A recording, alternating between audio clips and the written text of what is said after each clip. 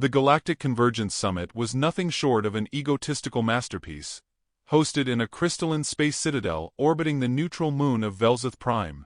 Every species who thought themselves important enough to influence the galaxy had shown up, shining, squirming, levitating, and pontificating in their respective languages, vibrations, and pheromonal clouds. 1,000 species, one ambition: to appear more sophisticated than the rest. And into this concert of cosmic pride, humanity arrived late. The diplomatic shuttle wasn't even the good kind.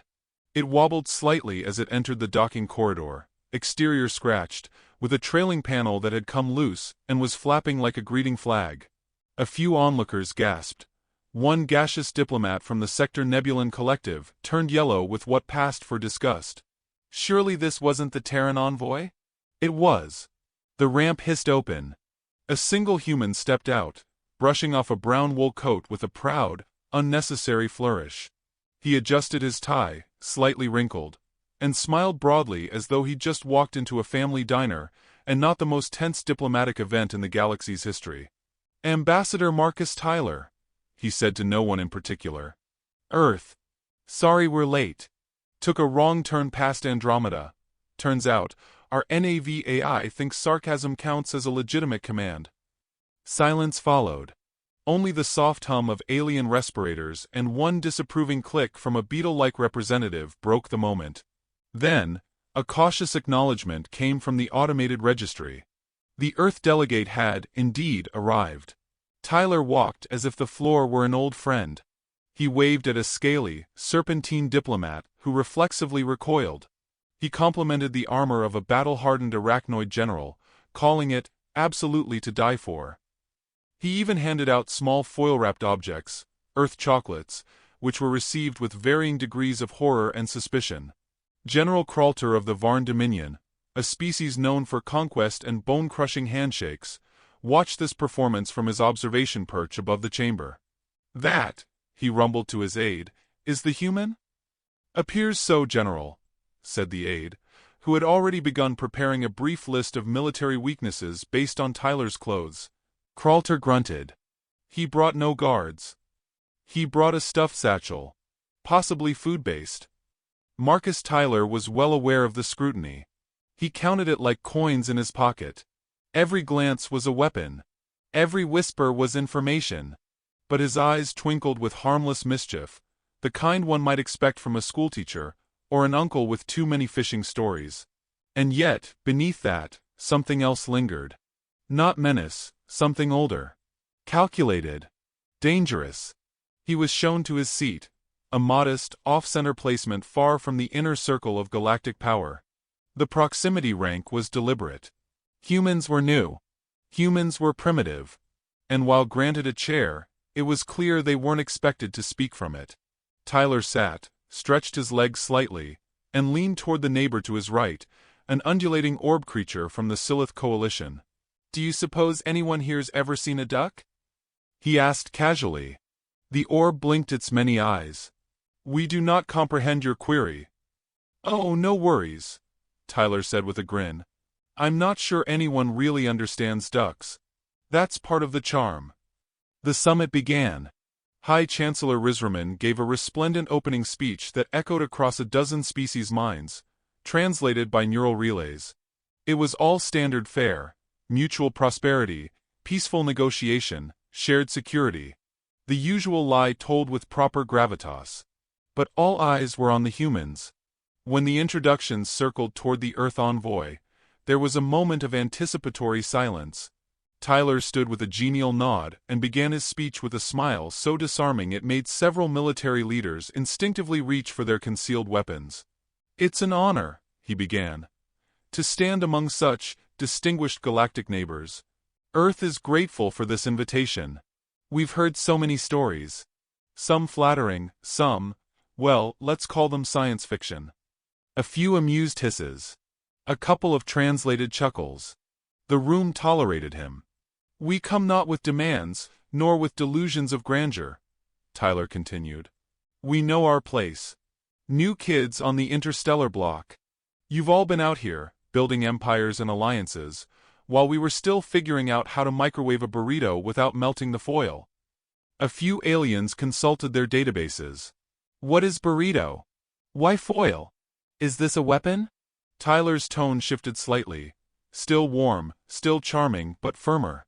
But we've learned. Quickly. Maybe too quickly for some tastes. And while we don't have gravity cannons or self-replicating death drones, yet, we do have a rather inconvenient habit of surviving things we probably shouldn't. That line earned an uncomfortable silence. Tyler ended with a polite bow and a cheerful, "Thank you for your time. And if anyone wants to trade snacks later, I have peanut butter. The good kind." The meeting rolled on. Discussions of border disputes, resource zones, and treaty renewals took the foreground. Tyler said little, mostly observing, occasionally writing in a leather-bound notebook, an object so analog that several species found it quaintly barbaric. During a break, General Kralter approached. Towering and plated in battle-tempered carapace, he stood like an armored cathedral beside Tyler's slim, bookish frame. His voice was deep enough to rattle water glasses. "I expected more," Kralter said without greeting. "Oh? From me or the snacks?" Tyler replied, biting into a cracker. "From your species." "Well, now that's the trouble with expectations. They're like blindfolds, you never see what's really coming." Kralter studied him. "You fear war?" Tyler paused mid-chew, then slowly swallowed. "I beg your pardon?" "You humans fear war. You wrap yourselves in diplomacy and jokes. You overcompensate. Your kind knows it cannot win, so you talk and talk and talk. It is transparent." Tyler stared at him, that friendly veneer still painted perfectly on. But his voice lost none of its smooth rhythm as he replied. "You're right. We do fear war." Kralter blinked. He hadn't expected agreement. "We fear war because we understand it," Tyler continued, voice lowering. "We understand it not as honor, not as theater, but as blood and fire and mistakes written in the bones of the innocent. We fear it because we know what we become when it starts." A breathless stillness surrounded them now. A few nearby diplomats leaned subtly closer. "You mistake our restraint for weakness, General," Tyler said, stepping slightly closer. "But restraint is what we do when we're trying very, very hard not to be ourselves." Kralter leaned in. "And what are you, human?" Tyler's smile returned, slow and unsettling. "You'll find out. But I don't think you'll enjoy the lesson." With that, he clapped the general on the armored shoulder, firm but friendly, and walked away as if they'd just discussed gardening. Later that evening, a banquet was held. The vast hall shimmered with interstellar delicacies, most of which looked like they could sprout legs and flee. Tyler navigated it like a curious tourist, trying everything once, complimenting the chefs in their own dialects. He ended up at a table surrounded by younger alien envoys, nobles and cadets from distant planets curious about the oddball from Earth. "Is it true," asked one, "that humans once fought each other over salt?" "Oh yes," Tyler replied cheerfully. "And spices. And lines on a map. And music. And sometimes just because someone looked at someone else funny." The table laughed nervously. He chuckled along, then added, "But we're better now. Mostly. Unless we're hungry. Or bored. Or annoyed. Or disrespected. Or cold. Or warm. Or—" "We get it," the insectoid groaned. "Do you?" Tyler asked, raising a brow. As the night wore on, a few noticed that Earth's envoy never got drunk, never got flustered, and never stopped watching. His questions always led somewhere. His jokes always had a bite. And when one young diplomat asked him why humans were even here, he replied without hesitation, "We're here because you invited us." He sipped his drink, then smiled wider. "We're staying because you don't know what that means yet." The gala faded. Lights dimmed. Aliens retired to their ships, embassies, and temporary habitats. In his quarters, Marcus Tyler removed his coat, sat at a small desk, and unfolded a neat piece of paper. A coded message from Earth Command flickered softly into view. "Proceed as planned. Confirm Stage 1. Await provocation." He tapped his pen against the desk thoughtfully. Tippy, his AI assistant in the shape of a lapel pin, chirped from his collar. That Kralter fellow seems emotionally unbalanced. Want me to hack his music library and replace it with whale mating calls? Tempting, Tyler muttered. But no. Let him provoke us the old-fashioned way. He glanced out the viewport at the cluster of alien ships orbiting peacefully. They'll never see it coming. And with that, Earth's lone diplomat leaned back, hands behind his head, and whistled an old tune from a war no one here remembered. But Earth never forgot. Ambassador Marcus Tyler was not invited to the war chamber. That was the first insult. The second came with a smile and a stiff translation from the insectoid protocol officer. You are welcome to observe, human. Your insight may provide an alternative perspective. Tyler bowed slightly, the kind of bow that acknowledged the rudeness without directly naming it. Observation is one of humanity's greatest talents, he said. Right up there with passive-aggressive dinner conversation and passive-aggressive satellite deployment. The war chamber was a vast, circular theater where the galaxy's most militarized minds gathered to posture in the name of peace. The ceiling pulsed with tactical projections. Floating tables hovered, shifting shape based on the species operating them. Representatives discussed hypotheticals in tones too serious for fiction and too vague for treaties. Tyler took his seat at the periphery, sipping from a thermos. The scent wafted, sharp, roasted, familiar to humans, confusing to everyone else. You brought your own toxins? Asked a crystalline diplomat sitting nearby, refracting irritation through their prisms. It's coffee, Tyler replied. Would you like some? It's one of Earth's friendlier stimulants. The diplomat declined. Politely. While discreetly activating an atmospheric filter. General Kralter entered next, flanked by his junior strategists, wearing armor that hissed as it flexed. His eyes scanned the room like searchlights, until they landed on Tyler. A flicker of contempt passed over his face, delight disguised as disdain.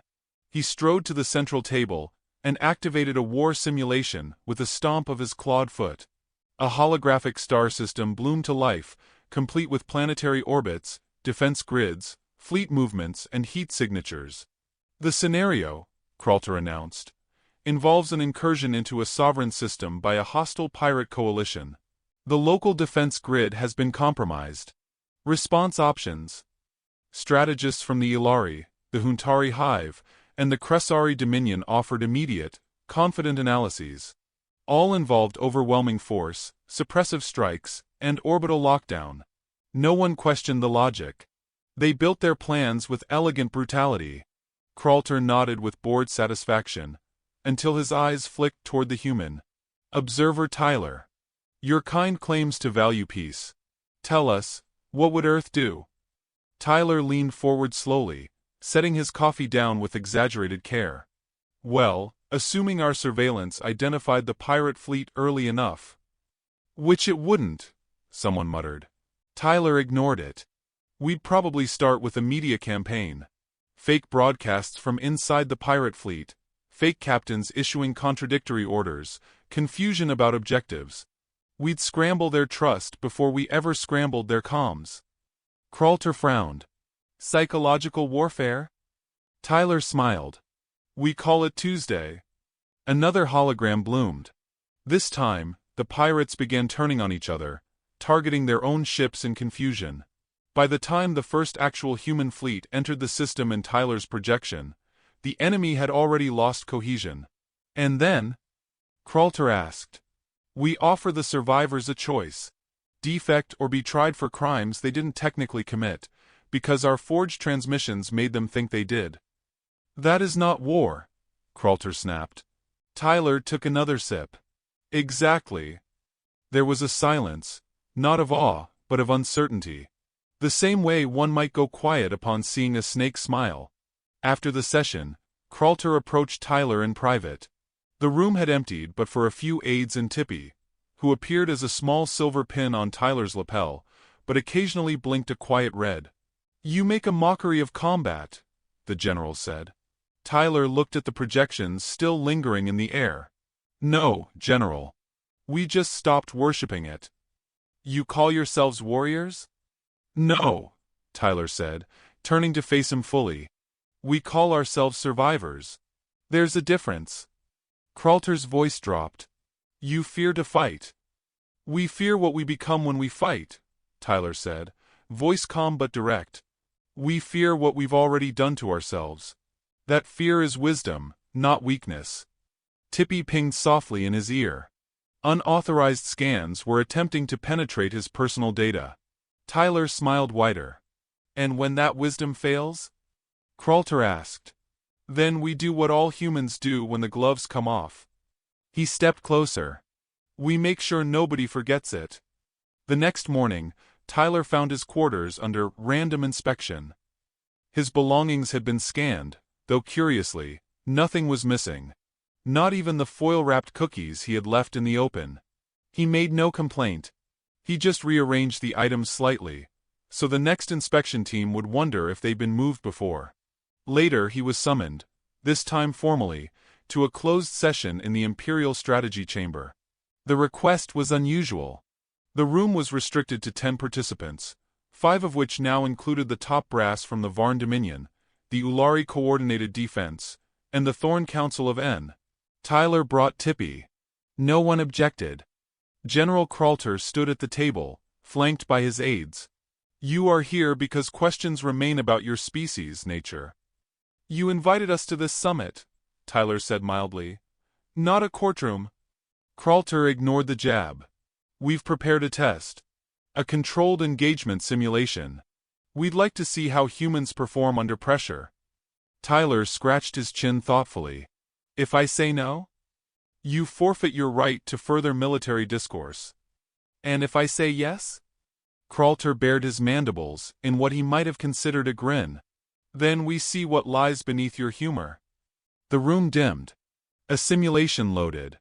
This time, the scenario was carefully designed. Earth, isolated, defending a minor colony against a vastly superior force. Standard strategy would fail. The point was clear: break the humans' confidence. Tyler took his place at the command node. The others watched. He didn't speak much. He gave short commands to a mock Terran fleet, redirected satellites, ordered mining stations to explode in specific directions. Within minutes, gravitational anomalies disrupted enemy formations. Asteroids, previously dismissed as terrain, became kinetic weapons. Solar flares were redirected through artificial lensing to blind scanners. The enemy fell into chaos. Kralter narrowed his eyes. You're cheating. No, Tyler said. I'm improvising. You anticipated this scenario.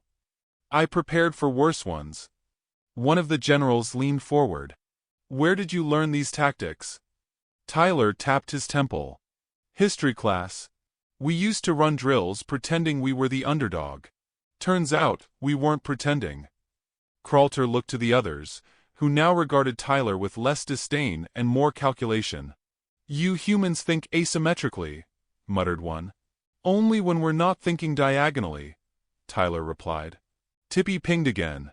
This time, quietly. Tyler saw the message flash across his retinal display. Unauthorized access attempt blocked. Source: Varn Dominion War AI. Tyler didn't react outwardly. Instead, he looked at Kralter and said, By the way, General, I'd be careful running scans on human systems. We taught our AIs to bite. Kralter's composure twitched. Barely. You're bluffing. You keep thinking that, Tyler said, turning off the simulation with a flick of his fingers. See how far it gets you. Back in his quarters, Tyler sat on the edge of his bunk and whispered, Report. Tippy's voice, smooth and artificial, flowed into his ear. Multiple intrusion attempts. They are probing. We believe they suspect you're not a diplomat. Technically, I'm not. You want me to disable their security grid? Not yet. Let them feel confident. Like they've cornered me. Won't that put you in danger? Tyler grinned. Tippy, if I'm ever in danger, they've already lost. The next incident came 3 days later, during a closed-door negotiation between the Koran hegemony and the Imperial representatives. Tyler wasn't supposed to be there. Which is why he showed up. He walked in unannounced, holding a tray with 6 steaming mugs. Peace offering, he said. Figured you folks could use some caffeine diplomacy. Kralter stood immediately. You're not cleared for this chamber. True, Tyler said, handing a mug to a confused Thorn counselor. But I'm remarkably bad at staying where I'm told. You think this is a game?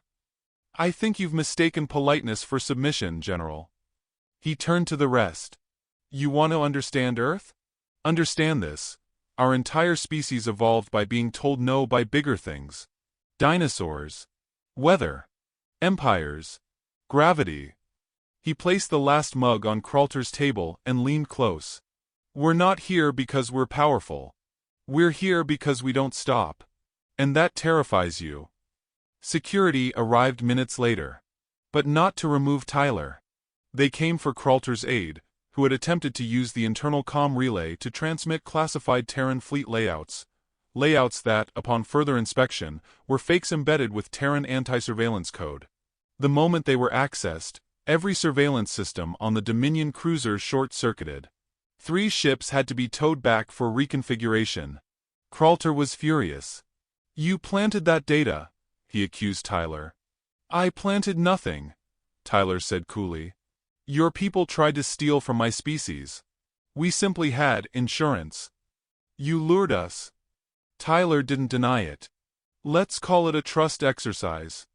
That night, Kralter convened a private war council with 2 Dominion commanders. Tyler wasn't invited. Tippy still listened. They are not diplomats, Kralter growled. They are strategists. Every word, every smile is calculated. They came to this summit expecting conflict. They came seeking it, muttered one commander. Kralter's mandibles clicked. Then we give it to them. Back in his quarters, Tyler stood in the dark, watching stars outside shimmer like distant flares. They're going to make a move soon, he said aloud. Yes, Tippy confirmed. And they believe they are winning. Tyler picked up a piece of chocolate, unwrapped it slowly. Good. Why? Because a cornered animal fights. But a cornered human. He took a bite. We evolve. Elsewhere, Kralter initiated his plan. A subtle one. Earth's only representative would be lured into an off-world negotiation. Supposedly a ceremonial peace talk hosted on a neutral frigate. The idea was to isolate, extract, and interrogate. Tyler agreed almost too quickly. He boarded the ship with no security, no weapons. Just Tippy, a flask of coffee, and his usual smirk. Halfway through the journey, the ship's systems began to fail. Power stuttered. Gravity destabilized. The crew scrambled. Then calm. Tyler stood in the bridge, arms folded. Isn't it interesting, he said, how your life support systems reroute through the same conduits as your comm relays?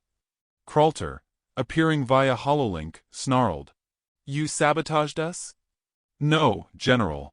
You did. When you scanned my gear and downloaded the decoy schematics.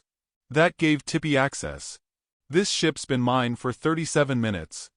The General's hologram flickered, distorted. Tyler turned toward the captain. Don't worry. You'll make it home. I've already sent your coordinates to a real rescue team. Human. The captain asked in disbelief. Why spare US? Tyler's expression darkened. Because Earth isn't at war. Not yet. The ship returned to the summit 2 days later, its crew shaken, but unharmed. The message was clear. When Tyler walked back into the summit chamber, no one joked. No one asked about snacks. He returned to his seat, took out his notebook, and wrote a single word. Provoked. Tippy blinked red once. Begin stage 2? It asked. Tyler looked up at the gathered delegates, most now staring at him like a loaded weapon. Not yet, he said. Let them wonder what stage 2 is. And with that, the human smiled, and the galaxy grew a little colder. The galaxy had always underestimated humans. It wasn't the first mistake empires made, but it was almost always their last.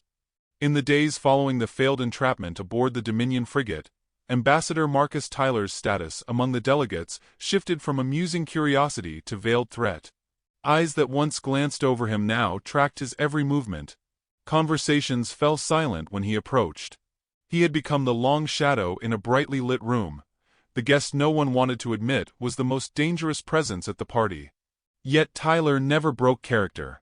He still arrived to meetings with a thermos, still cracked odd jokes no one quite understood, and still complimented alien apparel with alarming sincerity.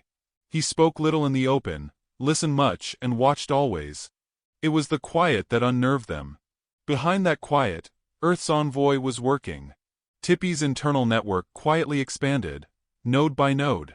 Every device that had ever interacted with Tyler's possessions, even accidentally, was now a potential relay point. The Varn Dominion surveillance net, once a fortress of layered encryptions, now carried whispers in Terran binary.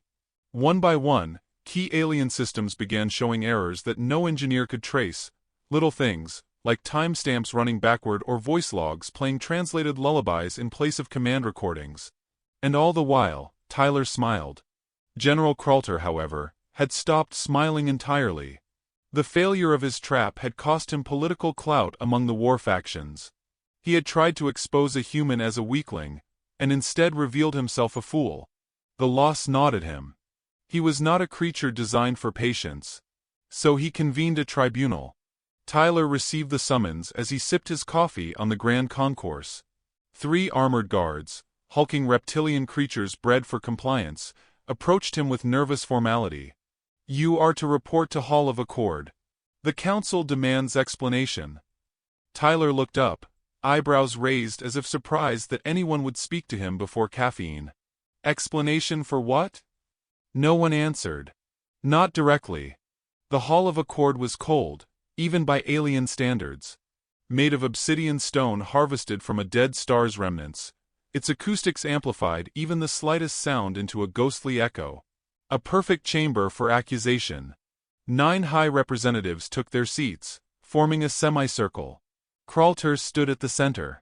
"This session is called to assess the violation of protocol and infiltration by human diplomatic technology," he announced, voice hard with controlled fury. Tyler entered alone. He stopped in the center, adjusted his cuffs, and blinked slowly. "Did I miss the dress code?" "Sorry, I left my war crimes robe in my other suitcase." Kralter ignored the jibe. "You were caught manipulating a Dominion vessel, sabotaging a peace convoy." "I recall being abducted," Tyler replied lightly. "Or is that considered a welcoming ceremony on your side of the galaxy? You weaponized your AI to compromise our systems." "I didn't weaponize anything. You stole classified data and got digitally spanked for your trouble." Gasps. The translator systems paused for a beat, before finding a passable interpretation for spanked. One delegate made a confused noise somewhere between a cough and a chirp. Kralter stepped closer. "Do you deny that your species came here under false pretenses?" Tyler's smile faded, just a hair. "I deny nothing. But you assume too much. Earth came here to listen. To observe. To be offered a hand, perhaps. Instead, we got sneers, scans, and attempted kidnappings. And now you want to act surprised we didn't show up naked and helpless." Kralter gestured at a floating display. Images flickered to life, intercepted communications, drone footage from the Dominion frigate, AI activity logs, all the evidence that Tyler had, in fact, outplayed them. "By all standards of galactic diplomacy," Kralter hissed, "this is an act of war." "Only if you're losing," Tyler replied. Silence. A deep one. Then, the representative from the Silith Coalition spoke. Soft, uncertain. "Why did you not respond with formal protest? With words, not weapons?" Tyler turned to him, and for the first time, the affable facade cracked. His voice dropped an octave. "Because humans have learned something you haven't." The council leaned in. "You think war is glory, is conquest, is power. To us, war is a failure state. It's what happens when every better option has been burned by arrogance." He began to pace. "For us, war is the echo of screams in languages no one speaks anymore. It's glassed cities and poisoned oceans and a sun that rose on too many funerals. We do not celebrate war. We survived it. And what survived with us is not a diplomat. It is something much older. Much angrier." Kralter barked. And yet here you stand, threatening us with it. Tyler turned on him. No. I'm warning you. His voice no longer held warmth. Only history. He spoke with the gravity of generations. Humans have tried peace. We have offered treaties, patience, comedy. You laughed at it. Called it weakness. And that's fine. We've seen that before. But here's what you don't know. Humanity doesn't fight like you. We don't honor battlefields or follow rules of engagement written by the proud and the powerful. When we're cornered, when we truly go to war. He stepped closer. We burn the map. We salt the earth. We redefine the word enemy until it includes everything that ever dared harm us. And we do not stop. Not until the stars themselves forget your name. There was no applause. No outrage. Just silence, heavy and uncertain. The tribunal adjourned with no ruling. Tyler walked out untouched. Back in his quarters, Tippy chirped. You got very dramatic back there. Sometimes they need drama, Tyler muttered. It's the only language pride understands. Do you think they'll escalate? They're already escalating. That night, multiple ships departed without clearance. Not human vessels, alien ones. The Silith, the Huntari, even a few independent Kressari warbands, all launched scouts toward Earthspace. They had seen enough. They wanted to verify what they now feared. That humanity had come not to beg for inclusion, but to measure the prey. And what they found, quietly and without fanfare, was worse than war. They found silence. Earth's planetary defenses were invisible. No overt warships, no orbital cannons bristling in the open. Just ordinary satellites, peaceful transmissions, and the occasional cryptic anomaly, like a Martian research station suddenly reappearing after 10 years of presumed abandonment, fully operational and surrounded by a fleet that hadn't existed last week. One scout drone broadcast footage of a Terran cargo hauler that seemed innocuous, until it adjusted mid-flight and revealed weapon compartments integrated with asteroid mining tools. Dual-purpose engineering. Very human. Very dangerous. Another recorded a children's playground in orbit around Ganymede. A real one. Complete with swings. But the playground rotated precisely to act as a blind for a kinetic orbital defense ring, hidden in plain sight. Whimsy layered over warfare. None of the scouts returned with full footage. Most were intercepted by diplomatic relays and politely asked to turn around, by a system that somehow already knew their names, affiliations, and childhood education scores. Back at the summit, Kralter confronted Tyler one last time. Not in public. Not with ceremony. Just rage. He cornered him in a corridor, far from the ears of politics, armor gleaming under the station's cold lights. You came here knowing this would happen. I came here hoping it wouldn't, Tyler replied. Kralter slammed a clawed fist against the wall beside his head. You manipulated us. You baited us. Tyler didn't flinch. We gave you a chance to be allies. You chose to be rivals. You speak like a god. No, Tyler said. I speak like an ape. One who remembers the jungle. One who never forgot how to build a spear. Kralter stared at him, breathing hard. You could have warned us. I did. You thought I was joking. He walked past the general then, shoulders relaxed, voice even. We are not your enemy, General. Not yet.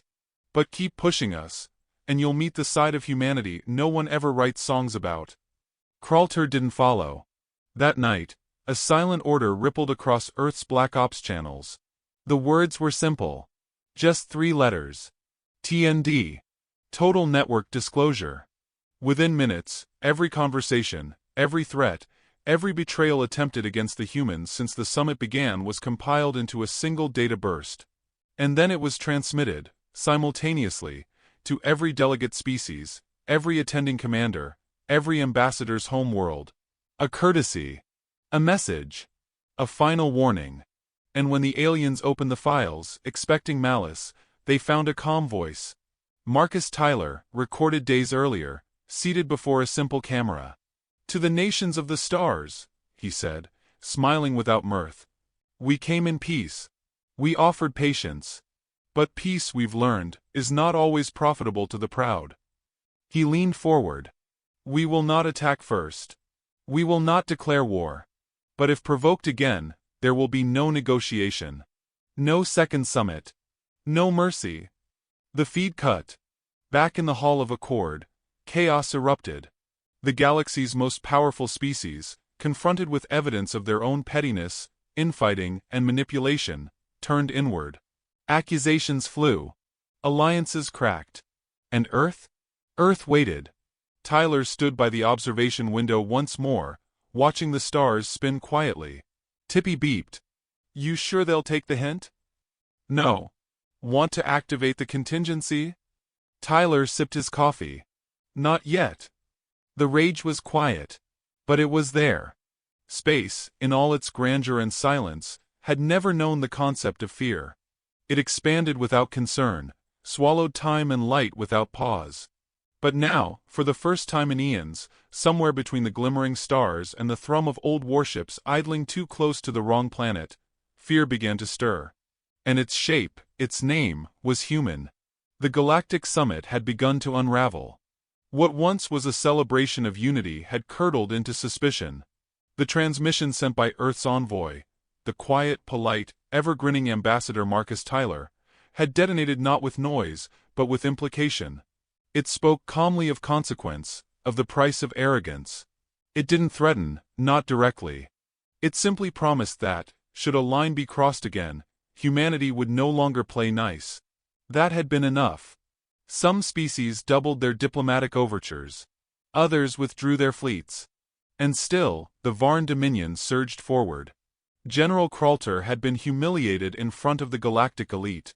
His attempts to discredit the humans had failed. His intelligence traps had been turned into exhibits of his own incompetence. The Varn had no choice now. For a species whose pride was carved from conquest, war was not just inevitable, it was required. Kralter stood aboard the Dominion flagship Obsidian Rain, flanked by his new war council. The ship was colossal, a mobile fortress capable of reducing moons to ash. And now, it moved with purpose toward the Sol system. Earth must be broken, Kralter snarled to his gathered officers. We strike swiftly, decisively. We tear away their false smiles and end this farce. A junior strategist, one with some experience studying human cultural anomalies, hesitated. General, their envoy warned us this would be a mistake. Kralter turned, eyes gleaming. Their envoy makes tea and puns. I make war. The fleet launched. 6 capital ships. Dozens of cruisers. Hundreds of drones. It was not an invasion, it was a statement. On Earth, there was no alarm. No declaration. The skies did not darken. Civilians walked city streets, oblivious. Children played. Workers sipped their coffee. News reports mentioned solar flares and political shifts in distant quadrants, but no panic. No mobilization. And that, more than anything, unnerved the Varn as their ships crossed the Kuiper Belt and found nothing. No defense grid. No swarm of interceptors. Just quiet. Inside the summit, Tyler stood before the assembly once more. The floor had not been granted. He had taken it. Without waiting. Without asking. General Kralter, Tyler said, projecting the Dominion fleet's current coordinates, has chosen to violate summit protocol and attack my homeworld. He didn't shout. His voice didn't rise. But his presence filled the chamber with a weight no one could define. We do not seek permission to respond. We do not need your endorsement. We gave the galaxy a chance to know us. You chose spectacle. Now you will witness consequence. The Ulari delegate leaned forward. You let them approach? We invited them, Tyler said, smiling faintly.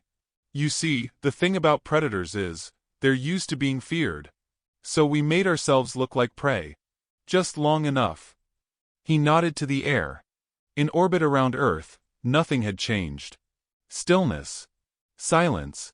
Then the satellites blinked. They weren't weapons in the traditional sense. They didn't fire lasers or launch missiles. They pulsed. Patterns of synchronized electromagnetic fields blanketed the incoming fleet. The Varn ships, built on conventional propulsion and vulnerable to kinetic disruption, stuttered. Engines failed. Systems rebooted mid-flight. Weapon locks failed to acquire targets. Then, Earth spoke. It wasn't a military broadcast. It wasn't even a warning. It was music. Old Earth jazz, filtered through deep space frequencies. Dizzy Gillespie hummed into the cockpit of a Varn battleship, making a chaos of translation systems. Pilots screamed as their HUDs started syncing to rhythm, not coordinates. Then came the second wave. Human vessels emerged, not from deep space, but from within the system. Hidden launchers on Europa cracked open. Stealth cruisers decloaked from Saturn's rings. Drones that had masqueraded as asteroids reoriented with deadly precision. And all of them bore the Terran flag, minimal, white, with a single black dot in the center. No motto. Just the implication, we are here. The battle was not fair. It was not even close. The Dominion fleet, built for head-on engagement, was systematically dismantled. Tyler's designs had not been made for honor. They were made to end threats before they began. One by one, the Varn ships were either disabled or captured. None destroyed. Earth wanted witnesses. On board Obsidian Rain, Kralter roared orders as systems failed around him. Target their command. Fire everything. Everything. The AI's voice responded calmly. Error. Command override active. Reason, you've already lost. A boarding pod impacted the hull with surgical accuracy. Kralter drew his sidearm, waiting. When the doors opened, it wasn't an army that stepped through. It was Marcus Tyler. No armor. No weapon in hand. Just a tailored suit, a small briefcase, and his ever-present smile. General, Tyler said, stepping over sparking conduits,